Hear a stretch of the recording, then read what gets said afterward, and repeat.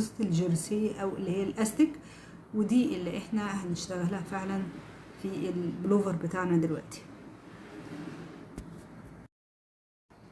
دلوقتي احنا المفروض هنعمل صفوف الجرسي او اللي هي الاستك اللي بيدي شكل الاستك للبلوفر من تحت.